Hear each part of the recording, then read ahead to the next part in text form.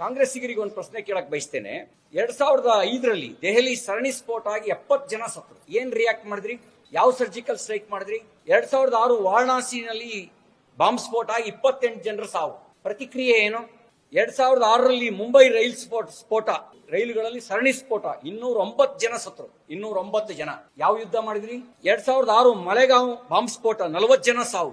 ಏನ್ action? 2007 Samjhauta express ಸ್ಫೋಟ, 70 ಜನ ಸಾವು. 2008 ಜೈಪುರ ಬಾಂಬ್ ಸ್ಫೋಟ, 71 ಜನರ ಸಾವು. 2008 ಅಹಮದಾಬಾದ್ ಬಾಂಬ್ ಸ್ಫೋಟ, 56 ಜನರ ಸಾವು. 2008 ದೆಹಲಿ ಬಾಂಬ್ ಸ್ಫೋಟ, 36 ಜನರ ಸಾವು. 2008 ಮುಂಬೈ ಮೇಲೆ ಉಗ್ರರ ದಾಳಿ, 171 ಸಾವು. 2010 ಪುಣೆ ಬಾಂಬ್ ಸ್ಫೋಟ, 17 ಸಾವು. 2011 ಮುಂಬೈ ಸ್ಫೋಟ, 26 ಸಾವು. 2011 ದೆಹಲಿ ಸ್ಫೋಟ, 15 ಸಾವು. 2013 ಹೈದರಾಬಾದ್ ಸ್ಫೋಟ, 18 ಸಾವು. ಹೇಳಿ, ನೀವು ಸೈನ್ಯಕ್ಕೆ ಸ್ವತಂತ್ರ ಕೊಟ್ಟಿದ್ರಾ? ಒಂದು ಖಂಡನ ಹೇಳಿಕೆ ಬಿಟ್ಟು ಬೇರೆ ಏನ್ ಮಾಡಿದ್ರಿ? ನೀವು ಏನ್ ಆಕ್ಷನ್ ಮಾಡಿದ್ರಿ? ಆಗೆಲ್ಲ ಭಯೋತ್ಪಾದಕನನ್ನ ಯಮಪುರಿಗಟ್ಟಬೇಕು ಅಂತ ನಿಮಗೆ ಅನಿಸ್ಲಿಲ್ಲ. ಭಯೋತ್ಪಾದನೆಯನ್ನ ಬೇರ್ ಸಹಿತ ಕಿತ್ತಾಕ್ಬೇಕು ಅಂತ ನಿಮ್ಗೆ ಅನಿಸ್ಲಿಲ್ಲ. ಈಗ